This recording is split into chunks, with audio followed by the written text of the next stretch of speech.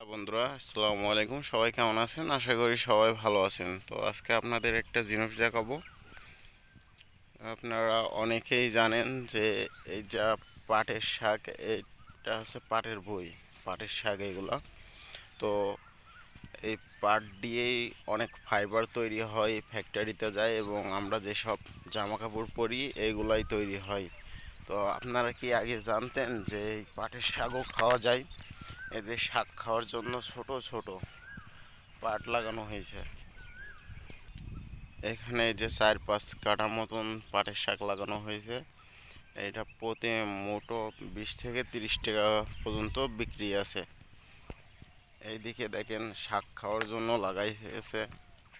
আর এইদিকে এগুলো হচ্ছে বড় হয়ে গেছে, এগুলো ফাইবার তৈরি হবে এইগুলো দিয়ে।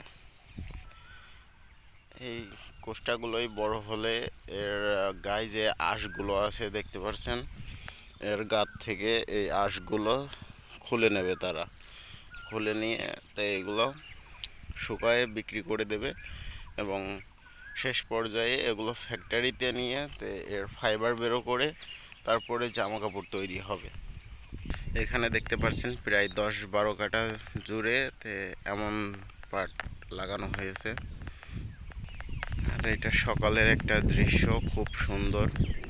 এদিকে দেখেন মাঠ, কি মাঠ, সব ফাঁকা, কোনো কিছু লাগানো হয় নাই। এখানে ছিল ধান, যেগুলো আমরা খেয়েই বেঁচে থাকি। কি সুন্দর একটা দৃশ্য। আপনারা কি জানতেন যে এই কোষটা দিয়েই, এই পাট দিয়ে জামা কাপড় তৈরি করা হয় বা উৎপাদন করা হয়? যদি জেনে থাকেন তাহলে কমেন্টে বলে যান। আর এই পাটের শাক খাওয়া যায়, আপনারা কি জানতেন? এগুলা বাজারে অ্যাভেলেবেল বিক্রি হয় এবং ঢাকার শহরে আরও বেশি চলে এগুলো।